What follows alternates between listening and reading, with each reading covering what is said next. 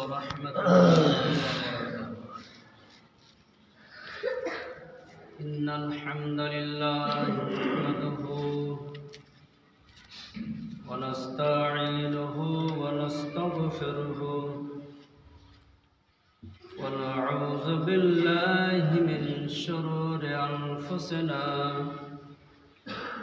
ومن سيئات أعمالنا من يهده الله فلا مضل له ومن يضلل فلا هادي له. أشهد أن لا إله إلا الله وحده لا شريك له وأشهد أن محمدا عبده ورسوله. يا أيها الذين آمنوا اتقوا الله حق تقاته ولا تموتن إلا وأنتم مسلمون. يا أيها الناس اتقوا ربكم الذي خلقكم من نفس واحدة وخلق منها زوجها وبث منهما رجالا كثيرا ونساء واتقوا الله الذي تساءلون به والأرحام إن الله كان عليكم رقيبا. يا أيها الذين آمنوا اتقوا الله وقولوا قولا سديدا يصلح لكم أعمالكم ويغفر لكم ذنوبكم ومن يطع الله ورسوله فقد فاز فوزا عظيما. أما بعد فإن خير الحديث كتاب الله وخير الهدي هدي محمد صلى الله عليه وسلم وشر الأمور محدثتها وكل محدثة بدعة وكل بدعة ضلالة وكل ضلالة في النار. أعوذ بالله من الشيطان الرجيم. بسم الله الرحمن الرحيم. يا أيها الناس إنا خلقناكم من ذكر وأنثى وجعلناكم شعوبا وقبائل لتعارفوا إن أكرمكم عند الله أتقاكم إن الله عليم خبير. وقال النبي صلى الله عليه وسلم لبلال أخبرني بأرجى عمل عملته في الإسلام. قال ما عملت عملا أرجى عندي أني لم أتطهر إلا صليت. رواه البخاري. উপস্থিত জামে মসজিদের মুসল্লিগণ, যাবতীয় প্রশংসা গুণগান মহান স্রষ্টা আল্লাহ তাআলার জন্য।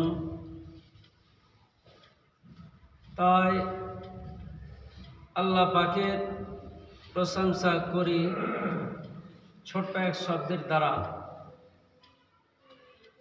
এর আগেও করেছি, আজকেও করছি, তথা সর্বসাদা আল্লাহ তাবারক ওয়া তাআলার প্রশংসা করাটা অপরিহার্য, করতেই থাকতে হবে। তাই সকলে বলুন আলহামদুলিল্লাহ। অতঃপর স্রষ্টার শ্রেষ্ঠ মানুষ হযরত মুহাম্মদ সাল্লাল্লাহু আলাইহি ওয়াসাল্লামের উপর শত শত দরুদ ওয়া সালাম বর্ষিত হোক। আল্লাহুম্মা সাল্লি আলাইহি আল্লাহুম্মা বারিক আলাইহি। সম্মানিত জামা মসজিদের মুসাল্লিগণ, আজকে আপনাদের সম্মুখে সূরা হুজরাতের 13 নম্বর আয়াত তিলাওয়াত করেছি এবং বুখারী শরীফের 2য় খণ্ডের একটি হাদিস পাঠ করেছি বর্ণনাকারী ছাড়া। সে আয়াত এবং হাদিসকে সামনে রেখে আজকে আপনাদের সামনে গুরুত্বপূর্ণ আলোচনা হবে। সেই আলোচনার দিকে লক্ষ্য রেখে পরবর্তীতে আমল করার চেষ্টা করবেন। আল্লাহ রাব্বুল আলামিন আমাদের সকলকে আমল করার জন্য তৌফিক দান করেন, আমিন।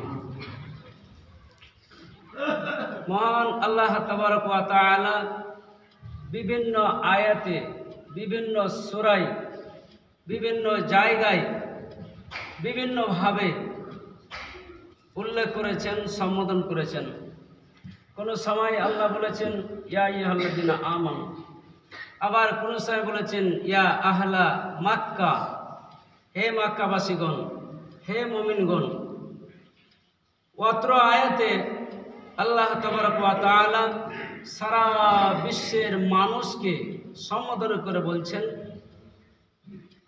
মুসলিম হোক, অমুসলিম হোক, কাফের হোক, খ্রিস্টান হোক, ইহুদি হোক, নাসারাই হোক, যাবতীয় মানব জাতিকে আল্লাহ তাবারক ওয়া তাআলা সম্বোধন করে বললেন ইয়া আইয়ুহান নাস, হে মানুষ, ইন্না খালাকনাকুম মিন যাকারিন ওয়া উনসা, নিশ্চয় আমি আল্লাহ তোমাদেরকে সৃষ্টি করেছি একজন পুরুষ এবং একজন নারী হতে। পুরুষকে ইনডাইরেক্ট হিসাবে আল্লাহ রাব্বুল আলামিন আমাদেরকে সৃষ্টি করেছেন আদম এবং হাওয়া আলাইহিস সালাতু সালামের মাধ্যম দিয়ে, ইনডাইরেক্ট ভাবে, ডাইরেক্ট নয়। وَجَعَلْنَكُمْ شُعُوبًا وَقَبَائِلًا, আল্লাহ তাআলা বলেন আর আমি তোমাদেরকে বিভক্ত করেছি, আমি তোমাদেরকে বন্টন করে দিয়েছি, তোমাদেরকে বিভক্ত করেছি বিভিন্ন জাতি এবং গোত্রের। বিভিন্ন জাতি হিসেবে আল্লাহ তাবারক ওয়া তাআলা সৃষ্টি করেছেন, গোত্র হিসেবে সৃষ্টি করেছেন, বংশ হিসেবে সৃষ্টি করেছেন, গোষ্ঠী গোষ্ঠী করে সৃষ্টি করেছেন। কেন? লিতারাফু, যাতে তোমরা পরস্পরের মাধ্যমে মানে পরিচিতি ঘটাতে পারো, এক অপরকে যেন তোমরা চিনতে পারো। তার জন্য আমি আল্লাহ সকল মানুষকে সৃষ্টি করেছি গোত্র গোত্র করে, জাতি জাতি করে, মুসলিম জাতি, হিন্দু জাতি, সাঁওতাল জাতি, কাফের জাতি, মুশরিক জাতি, এই করে বিভিন্ন কোয়ালিটিতে আল্লাহ তাআলা আমাদের সৃষ্টি করেছে।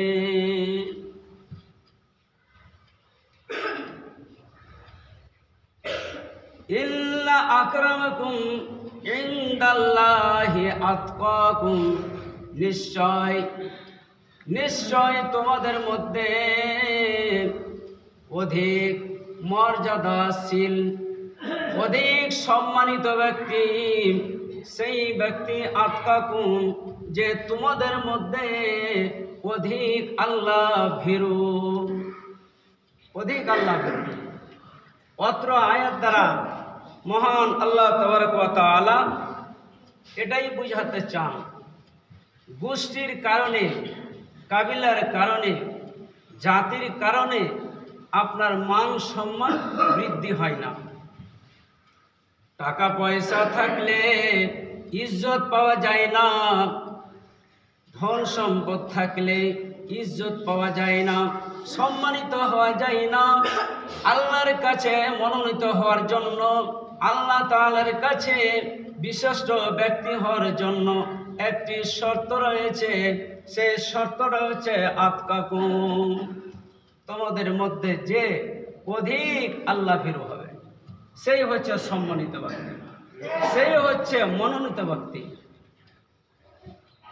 শুধু গোষ্ঠীর কারণে, আমি বিশাল বড় গোষ্ঠীর লোক, আমি উচ্চ পরিবারের একজন সদস্য, তার জন্য আমার মান সম্মান হবে, পৃথিবীতে হবে, পার্থিব জীবনে হবে, দুনিয়াতে হবে। লাইসা ফিল আখিরাহ, আখিরাতে পরকালে মৃত্যুর পরে কোন মানুষের সম্মান গোষ্ঠীর কারণে হতে পারে না। কোন মানুষের ইজ্জত, কোন মানুষ আল্লাহর কাছে সম্মানিত হতে পারে না বংশের কারণে, উম্মতের কারণে। একমাত্র ওই ব্যক্তি আল্লাহর কাছে সম্মানিত হবে যে আল্লাহ তাআলাকে অধিক ভয় করে। আল্লাহকে ভয়, যার মধ্যে আল্লাহর ভয় আছে, যার মধ্যে আল্লাহর ডর আছে, সে ব্যক্তি কোনোদিন সুদ খেতে পারে, কোনোদিন সুদ খেতে পারে, কোনোদিন অবৈধ কাজ করতে পারে, কোনোদিন হারাম পথে যেতে পারে, কোনোদিন কাউরি জমি আত্মসাৎ করতে পারে, দাবিয়ে খেতে পারে। ওই ব্যক্তি কোনোদিন কন্যাকে বঞ্চিত করতে পারে মিরাজ থেকে, যে আল্লাহ ভীরু হবে, যে আল্লাহকে দেখে ডরনেওয়ালা হবে। সে ব্যক্তি কখনোই কন্যাকে কি করবে না, মিরাজ থেকে বঞ্চিত করতে পারে না। আজকে দেখা যায় 90% মানুষ কি করে, মিরাজ থেকে যে পাবে, পাওয়ার অধিকার আছে, আল্লাহ তাআলা তার ব্যবস্থা দিয়েছেন যে কন্যা এতটা পাবে এবং ছেলে এতটা পাবে, সব কিছু আল্লাহর পক্ষ থেকে নির্ধারণ করা রয়েছে। তথাপিও আমি আমার কন্যাকে মাহরুম করে দিলাম, বঞ্চিত করে দিলাম। এই কাজটা ওই লোকটাই করতে পারে, ওই আল্লাহর ব্যক্তি, আল্লাহর সৃষ্টি ব্যক্তি বলতে পারে, যার মধ্যে আল্লাহর ভয় নেই। আল্লাহর ভয় নেই, আল্লাহর ভয় নেই, আল্লাহকে ডরাই না। বেলালকে শুনেছেন? বেলাল নাম, যে বেলাল আজান দিতেন। উমাইয়া ইবনে খালাফ, উমাইয়া ইবনে খালাফের গোলাম ছিলেন কে? হযরত বেলাল রাদিয়াল্লাহু তাআলা। উমাইয়া ইবনে খালাফ এত শয়তান লোক, এত দুষ্ট দুরাচার, দুষ্কৃত ব্যক্তি, এত বেলাল প্রতি নির্যাতন চালালো, এত তার প্রতি অন্যায় করলো, নানান রকমের কষ্ট দিয়ে দিয়ে এটাই করতে চাইলো যে বেলাল তুমি ইসলাম থেকে ফিরে চলে যাও, ইসলাম ত্যাগ করে দাও, ইসলাম ছেড়ে দাও, অবশ্যই তোমাকে কোনো রকমের শাস্তি দেব না, কোনো রকমের তোমার উপরে নির্যাতন হবে না। হযরত বেলাল বলেছিলেন, আল্লাহ আহাদ, আল্লাহ আহাদ, আল্লাহ ব্যতীত আমার কেউ উপাস্য নেই, আমার স্রষ্টা, আমার সৃষ্টিকর্তা মহান আল্লাহ তাআলা। এর ছাড়া কাউরি দাসত্ব করব না, কাউরি গোলামি করব না।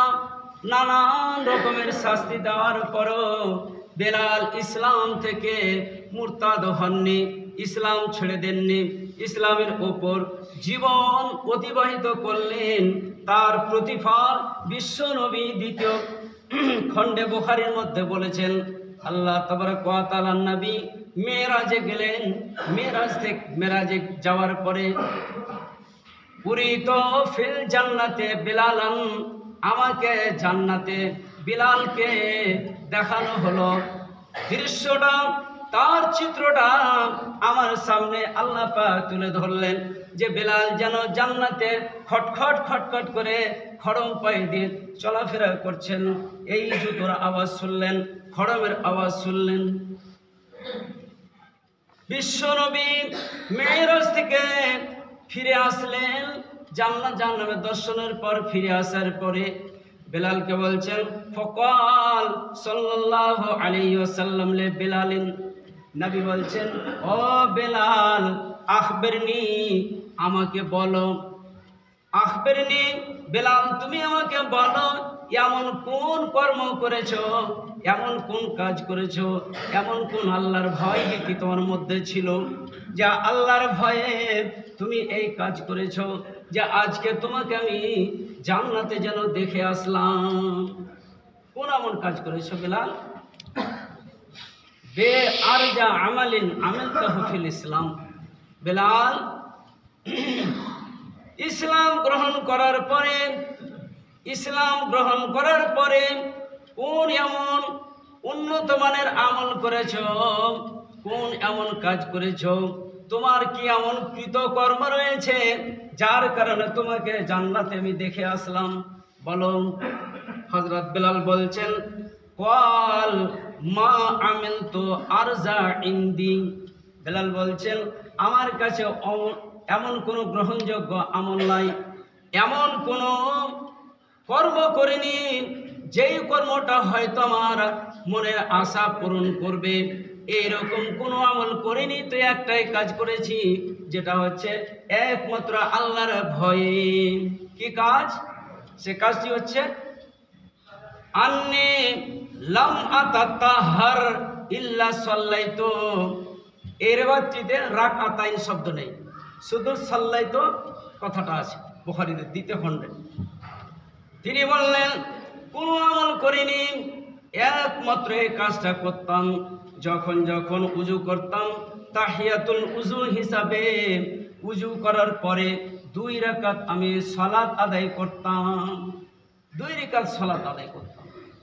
তার বিনিময়ে বিশ্বনবী বললেন, বেলাল সত্যি তুমি আল্লাহ ভীরু ব্যক্তি, সত্যি অধিক তোমার ভয় রয়েছে আল্লাহর ব্যাপারে, যার জন্য বেলাল রাদিয়াল্লাহু তাআলা আনহু এত কুৎসিত ছিলেন, সুশ্রী ছিলেন না, একেবারে দেখতে বাজে লাগতো, খারাপ লাগতো। হাবশ দেশের যত লোক আছে সব দেখতে ভালো নয়, নাক মোটা মোটা, রং একেবারে কালো, মানে দেখতে খারাপ লাগতো। কিন্তু দেখেন, আমি বলেছি আল্লাহ পাক বলেছেন কি, বংশের কারণে, রূপের কারণে, চেহারার কারণে, গোষ্ঠীর কারণে কোনো মানুষ সম্মানিত হয় না, কোনো মানুষ সম্মানিত হয় না। কিসের কারণে হয়? কৃতকর্মের কারণে, ভালো কর্মের কারণে মানুষ কি হয়? সম্মানিত হয়। মহান আল্লাহর কাছে বেলাল কত সম্মানিত, যে মরার আগেই বেলাল মৃত্যু হয়নি। নবী দেখছেন তার দৃশ্যটা, তার ছকটা দেখছেন, যে বেলাল যেন দৌড়াচ্ছে জান্নাতে, খড়ম পায়ে দিয়ে খটখট খটখট করে জান্নাতে দৌড়াচ্ছে।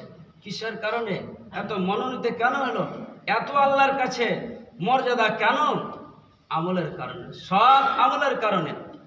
তাই বলছিলাম, বিশ্বনবী বলছেন, বুখারীর হাদিস এটাও, ইজা দাখালা আহাদুকুল মসজিদা ফালা ইয়াজলিস হাত্তা ইয়ারকা রাকআতাইন। নবী মুহাম্মদ সাল্লাল্লাহু আলাইহি সাল্লাম বলেছেন, এটা একটা ফতোয়ার হিসেবে বলছি আপনাদেরকে। আমি দেখি অনেক জায়গাতে ভুল করে, এটা ভুল করে। কতগুলো নফল আছে, সুন্নাত আছে, যেই সুন্নাতগুলো থেকে কোনো সময়, যেই টাইমগুলোতে নামাজও পড়তে হয় না, সেই সময়েও নামাজ পড়তে হবে।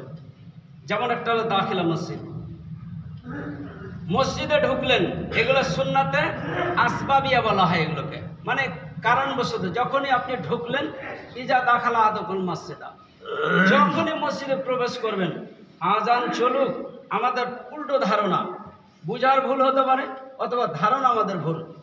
কি ধারণা ভুল? যে আজান চলছে, দাঁড়িয়ে আছে, কোন মুহূর্তে দাঁড়িয়ে থাকা চলবে না। রাসূল বলছেন, ইজা দাখালা আহাদুকুল মসজিদা, যখনই মসজিদে প্রবেশ করবেন, প্রবেশ করার পরে বসার আগে 2 রাকাত সুন্নাত পড়েন, 2 রাকাত দাখিলায় সুন্নাত পড়েন, এর জন্য কোনো নিষেধ নাই, কোনো রকমের নাই। এই সুন্নাতটা এত গুরুত্বপূর্ণ সুন্নাত যে বিশ্বনবী একদিন জুমায় খুতবা দিচ্ছিলেন, এমতো অবস্থায় একজন সাহাবী এসে বসে গেলেন। রাসূল বলছেন, কুম ইয়া আব্দুল্লাহ, আল্লাহর বান্দা দাঁড়াও। বক্তব্য দিচ্ছিলেন কোনো বিষয় নিয়ে, কিন্তু এইটা বিষয় ছিল না, সুন্নাতের ব্যাপারে ছিল না। তথাপিও বক্তব্যকে চেঞ্জ করে দিয়ে প্রথমে বললেন, তুমি দাঁড়াও আর 2 রাকাত সুন্নাত পড়ো, তারপরে বসো। খুতবা চলাকালীন 2 রাকাতের বেশি সুন্নাত পড়া যাবে না, এটাও বুঝালেন ভালো করে। খুতবা চলাকালীন যখন ইমাম সাহেব খুতবা দিবেন, তখন সমস্ত কাজ বন্ধ, কোনো কাজ করা যাবে না, কোনো সুন্নাত পড়া যাবে না, শুধুমাত্র 2 রাকাত। বুঝতে পারলেন? শুধুমাত্র 2 রাকাত সুন্নাত পড়া যাবে, বেশি পড়া যাবে না।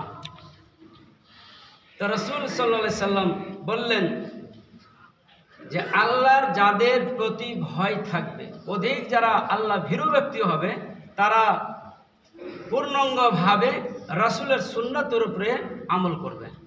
রাসূলের সুন্নাত হচ্ছে এটা। আরও একটি কথা বলি, সুন্নাত আজ জুমার দিন হলো যে কোনো টাইমে, যে কোনো নামাজের সময়, এই যে লেখা রাখছেন যে সময় দেখে সুন্নাত শুরু করেন, এটা ভুল। যদি রেখা থন আপনারা উঠিয়ে বলে দেন, একদম ভুল, একদম ভুল। রাসূল বলছেন, আল্লাহ রাসূল বলেছেন যে মসজিদে ঢোকার পরে সময় আপনার 1 মিনিটই থাক, আপনি কেন দাঁড়িয়ে থাকবেন? সুন্নাত শুরু করে দেন। সুন্নাত শুরু করলেন, ইদা আকামাতিল, যখন ইকামত শুরু হয়ে যাবে, ফালা সলাতা ইল্লাল মাকতুবা। রাসূল বলছেন ইকামত যখন আরম্ভ হয়ে গেল, তখন আর কোনো নামাজ নাই, কোনোই নফল চলবে না, ওটাকে ছেড়ে দেন, ছেড়ে দিয়ে আপনি নামাজে অংশগ্রহণ করেন। এটাই হচ্ছে সুন্নাত, এটাই হচ্ছে নেকির কাজ। আর আপনি হাইনঠামো করে কি করলেন? ইমাম সাহেব সূরা ফাতিহা শুরু করে দিয়েছে, তাও আপনার সুন্নাত হয় না, এক ফোঁটাও নেকি পাবেন না। আর বরং রাসূলের আপনি অসম্মানই করলেন। রাসূল বলছেন লা সলাতা ইল্লাল মাকতুবা, কোনো নামাজ পড়া যাবে না যখন ইকামত শুরু হয়ে যাবে, তাকবীর যখন শুরু হয়ে যাবে। আর তার আগেও দাঁড়িয়ে থাকবেন, এই 1 মিনিট আছে, 1 মিনিট পর জামাত শুরু হবে, দাঁড়িয়ে আছেন, কেন দাঁড়িয়ে থাকবেন? রাসূল বলছে যখনই ঢুকবেন সুন্নাত পড়েন। টাইম হলো না, আপনি একটা রাকাত পড়তে গিয়ে শুধু রুকু পর্যন্ত পড়েছেন, তাকবীর শুরু হলো, ছেড়ে দেন, সুন্নাতের উপর আপনি আমল করলেন। এটাই হচ্ছে সুন্নাত, এটাই হচ্ছে আল্লাহ ভীরু ব্যক্তি, এরকে বলা হয়। এর প্রতি যারা আমল করবে তারা এই কাজ করবে। বিশ্বনবী বলছেন, আপনারা এই ইতিহাসটা জানেন, অনেকে হয়তো ভুলে গেছেন, খালি স্মরণ করিয়ে দিচ্ছি যে আল্লাহ ভীরু ব্যক্তির কি বৈশিষ্ট্য হওয়া চাই। যারা আল্লাহকে দেখে ভয় করবে তার কি আচার নেচার হওয়া উচিত। দেখুন, সুমাইয়া একজন মহিলা, সুমাইয়া রাদিয়াল্লাহু তাআলা আনহা, সহি উল্লেখযোগ্য তারিখের মধ্যে রয়েছে যে আবু জাহাল আল্লাহ রাসূল উল্লেখযোগ্য মানে ইতিহাসের বই লিপিবদ্ধ রয়েছে, সুমাইয়া রাদিয়াল্লাহু তাআলা আনহা ইসলাম গ্রহণ করেছেন। তার জন্য সুমাইয়াকে তার স্বামী ইয়াসের রাদিয়াল্লাহু তাআলা আনহু মানে উপস্থিত ছিলেন, এবং তার ছেলে আম্মার সাবালক ছেলে আর স্বামী, এই 2 জনের সামনে সুমাইয়াকে প্রহার করতে আরম্ভ করলো, এত কষ্ট দিতে আরম্ভ করলো, বলার শেষ নাই। শেষ পর্যন্ত সুমাইয়াকে বলছে, ও সুমাইয়া, আল্লাহ বলে কোনো জিনিস নাই, কোনো ভয় করতে হবে না, তুমি ইসলাম ত্যাগ করে দাও, কোনো রকমের তোমার শাস্তি হবে না। শেষ পর্যন্ত শয়তান আবু জাহাল, কুরাইশ গোত্রের লোক ছিল আবু জাহাল, বিশ্ব নবী হচ্ছেন কুরাইশ গোত্রের লোক। দেখেন, গোত্রের কারণে সম্মানিত হওয়া যায় না, টাকা পয়সা থাকলে সম্মানিত হওয়া যায় না, সম্মানিত হওয়ার জন্য আমল করা লাগে। তাই সুমাইয়াকে সাবালক ছেলেকে এক খুঁটিতে বেঁধে দিয়েছে, রশি দিয়ে বাঁধা আছে, তার স্বামীকে বাঁধা রয়েছে, রশি দিয়ে শক্ত করে বেঁধে দিয়েছেন। এই মতো অবস্থায় সুমাইয়াকে উলঙ্গ করে দিল। সুমাইয়াকে বলছে, ও সুমাইয়া, এক্ষুনি তুমি যদি ইসলাম ত্যাগ করে দাও, আল্লাহর ভয় যদি তুমি সরিয়ে দাও, তো আমি তোমাকে উলঙ্গ করব না, তোমার কাপড় চোপড় তোমাকে দিয়ে দিব, পরিয়ে দিব পোশাক। হযরত সুমাইয়া বলছেন, না না, কখনো এটা আমি করতে পারি না। শেষ পর্যন্ত তার গুপ্ত অঙ্গে বর্ষা ঢুকিয়ে দিয়ে তাকে শহীদ করে দিল। সুমাইয়া রাদিয়াল্লাহু তাআলা আনহার ছেলে আম্মার চোখে চোখে দেখছেন, একেবারে সামনে মাকে শহীদ করে দেওয়া হলো, আম্মারকেও শেষ করা হলো, ইয়াসারকেও শেষ করা হলো। ছেলে মেয়ে, ছেলে এবং স্বামী আর স্ত্রী সবাই কোথায় গেলেন? মারা গেলেন, শহীদ হলেন। কেন শহীদ হলেন? আল্লাহ ভীরু ছিলেন, আল্লাহর ভয় ছিল, ভীতি ছিল। আজকে আমাদের মধ্যে ভয় ভীতি নেই, আল্লাহর ভয় বলতে মোটি নাই। 95 জন লোকের মধ্যে আল্লাহ ভীরু নয়। যদি আল্লাহ ভীরু হতেন, আল্লাহওয়ালা ব্যক্তি হতেন, কোনোদিন কাউরি অনুপস্থিতিতে আপনি গীবত করতেন না, পিছনে সমালোচনা করতেন না, ইচ্ছাকৃতভাবে আপনি সমালোচনা করছেন। মানুষ, রাসূল বলছেন, আলা ওয়াজহিল ইফসাদ, বিভ্রান্তি সৃষ্টি করার উদ্দেশ্যে কেউ যদি কোনো কথা বলে থাকে তার অনুপস্থিতিতে, তাহলে বিশাল বড় পাপ করলো, একেবারে গুনাহে কবিরা গুনাহকে ক্ষমা করার জন্য, মাফ করার জন্য আর প্রতিজ্ঞা করতে হবে এবং অনুতপ্ত হতে হবে, দুঃখিত হতে হবে, আর এমনভাবে স্বীকারোক্তি দিতে হবে আল্লাহর কাছে, হে মহান আল্লাহ, আর জীবনেই পাপ করব না, যা করেছি আর জীবনে পাপ করব না, তবে আপনার গুনাহ মাফ হবে, নচিত হবে না।